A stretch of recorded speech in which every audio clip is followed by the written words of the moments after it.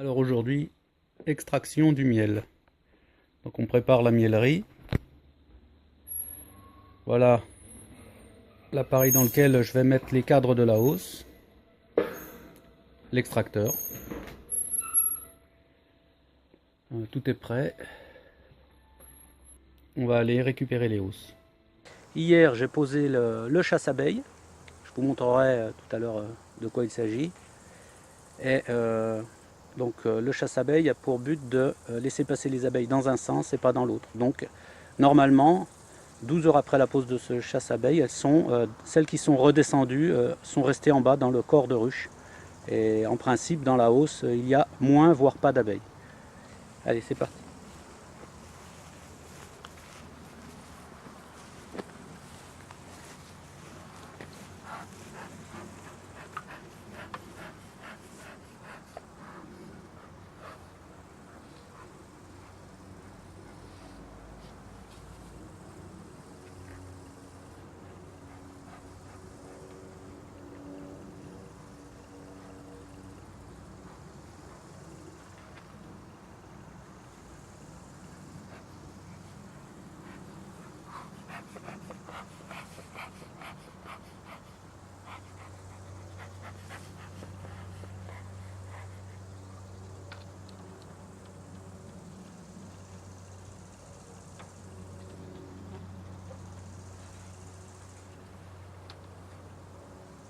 Il en reste encore beaucoup moins.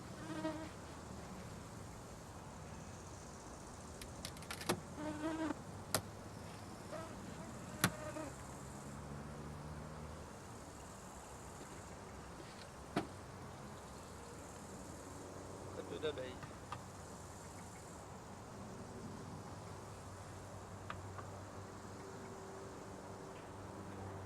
Celui-là, il est juste étiré un petit peu là.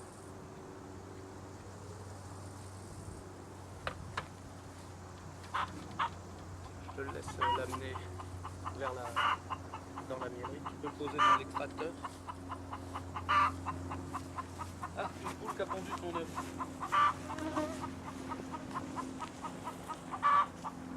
Celui-là est déjà plus lourd.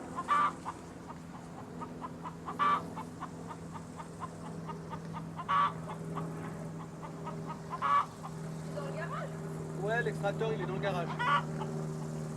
Tu lèves le truc plastique, tu le mets dedans, tu remets le truc plastique. Pendant ce temps-là, moi je mets ces cadres là dans la boîte.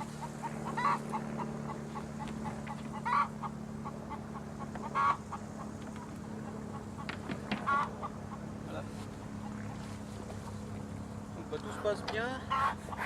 Pas besoin de trop enfumer parce que le miel prend la fumée. Le goût de fumée est vite pris dans le miel, c'est ça que je veux dire.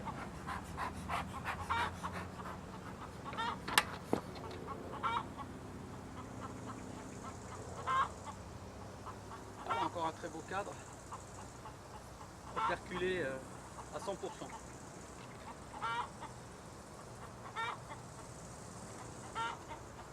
Allez, sauve-toi, toi.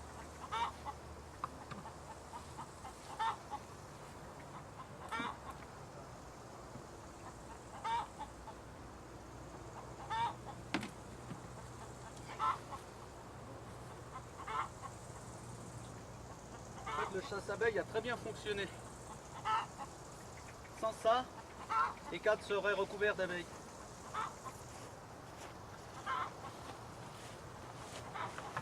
Perculé à 100%.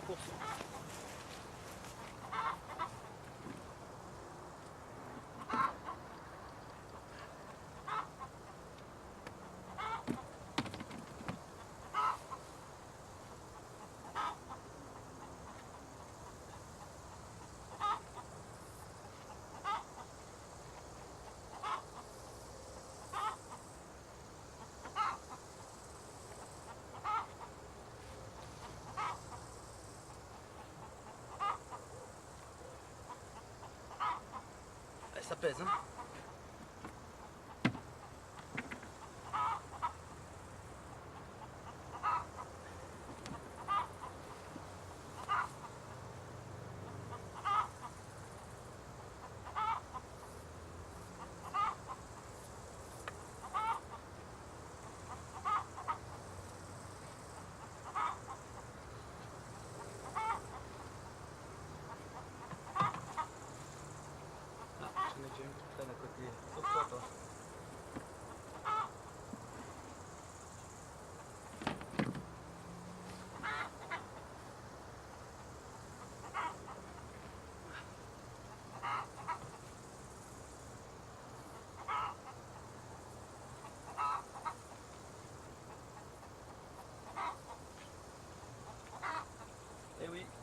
c'est leur réserve d'hiver. On leur enlève.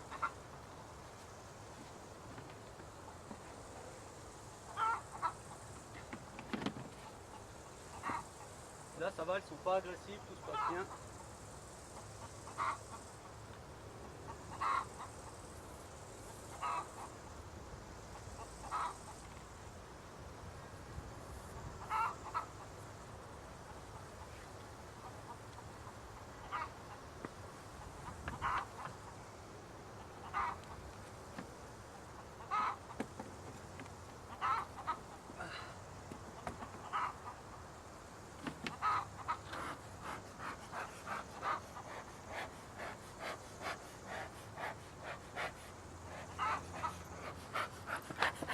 Je laisse l'activer un petit peu, ça va le maintenir, pas trop longtemps, juste un peu.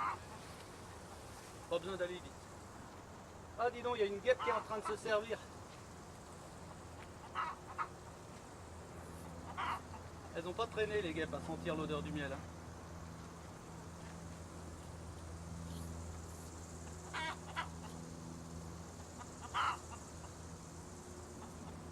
Allez, saute-toi toi.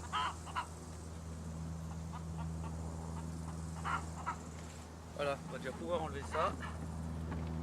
On va le mettre comme ça, tiens.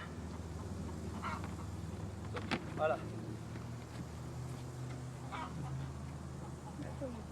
C'est super lourd. Attends, je vais enlever la hausse là, l'autre hausse. Je peux mettre ça là? Ouais. Voilà, ça, je vais aller y mettre dans la brouette. Non, je vais y mettre à côté. Et je vais mettre les cadres qu'il y a là-dedans, dedans. Comme ça. En fait, elle va très bien cette boîte. Donc ceux-là, c'est des cadres. C'est la deuxième hausse que j'avais mis à tirer, c'est du bâti cadre. Bon, jusqu'à maintenant, je suis pas convaincu. C'est en plastique. J'ai un ami qui en a, il dit que ça marche bien. Bon, moi je suis pas convaincu. Elles ont même pas étiré. Ouais. Rien ne vaut de la cire.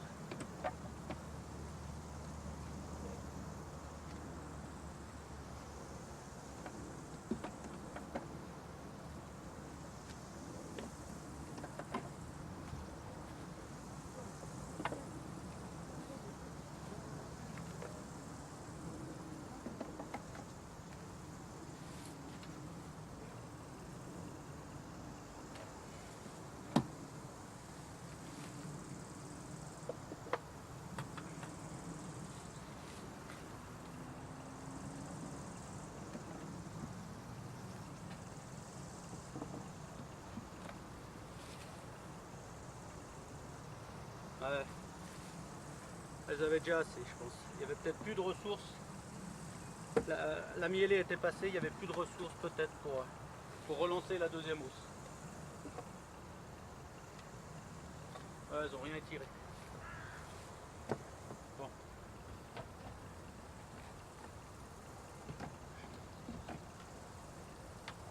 Vous pourrez mettre des commentaires sur ces bâtis cadres hein, pour vous si ça a marché ou pas. Pour l'instant, moi l'expérience est pas positive, on va dire. Je ne veux pas dire négative, mais pas positive.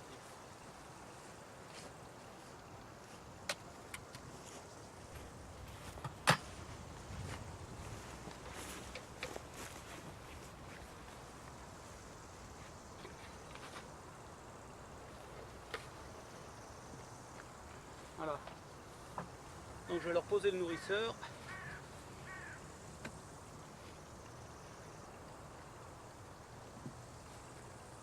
Celui-là.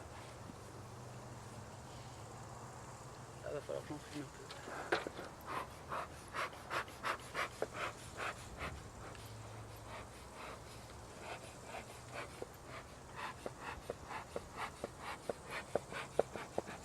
Là, je vais enlever le chasse-abeille.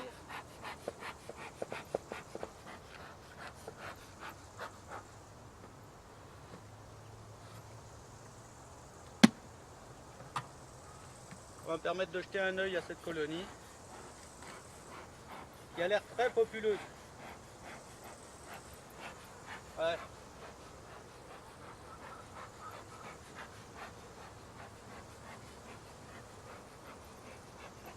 elles occupent bien tous les cadres. Hein.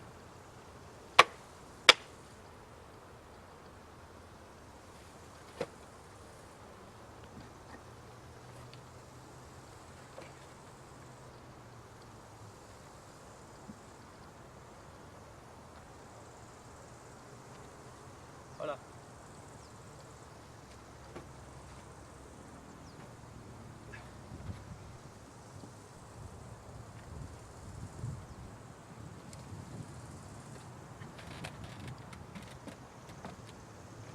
Donc je vais vous présenter le chasse-abeille que je vais aller mettre sur l'autre ruche à côté. Voilà, c'est ça. Elles passent dans un sens pendant 12 heures, 24 heures. Elles n'arrivent pas à retrouver l'autre sens. Ça les guide. Elles descendent dans la ruche. Elles ne trouvent pas pendant 12 heures, 24 heures de quoi remonter. Très pratique.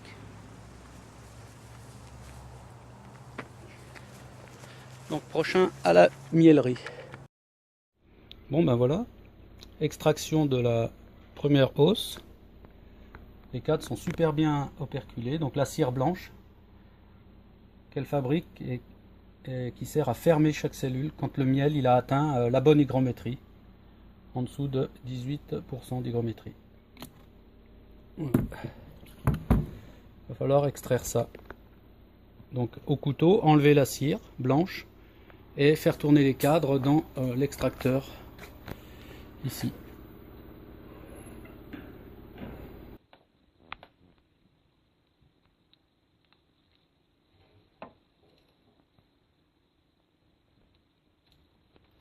Là, on arrêtera quand on va finir le côté de ce cadre.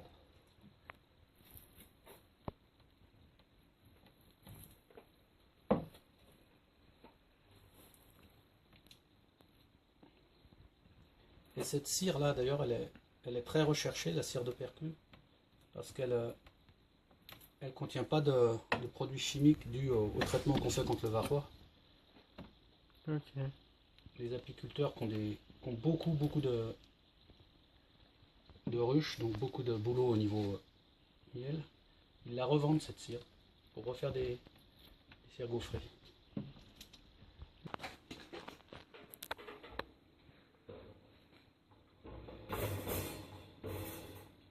Voilà, en plus qu'un cadre.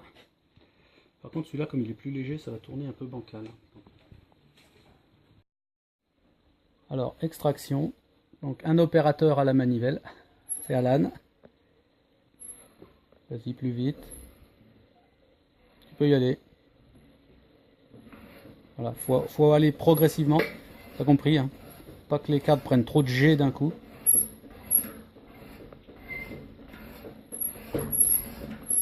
Voilà, plus vite.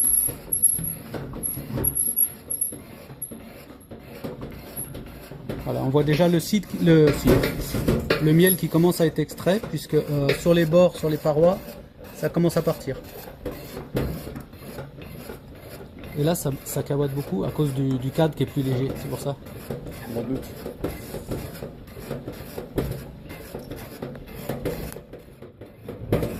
Donc, je filmerai à la fin. Alors, retournement des cadres.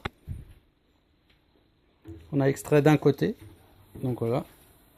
Maintenant, on va faire l'autre côté.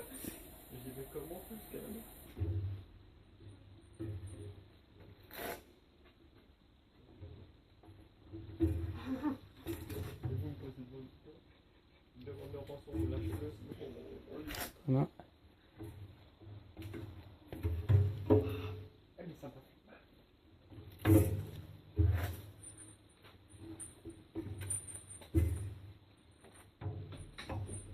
Voilà. Voilà. C'est reparti, vas-y Alan. Là ça devrait être plus équilibré là.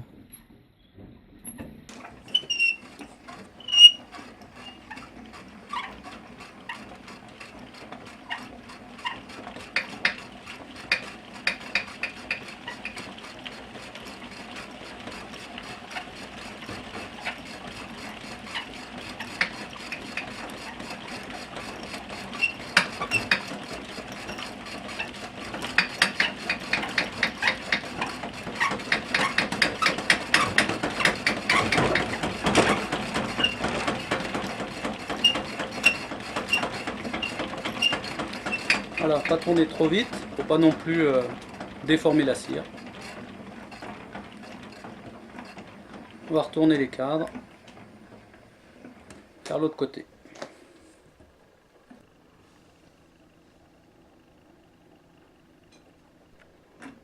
C'est parti pour le miel de 2017, donc dans le seau, mais après ça va repasser dans des filtres, hein, bien sûr.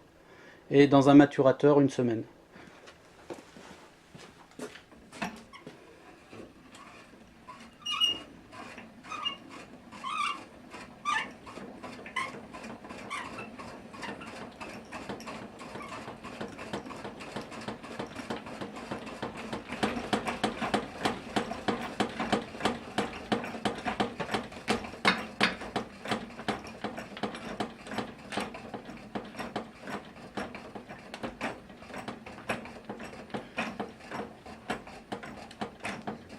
Donc le miel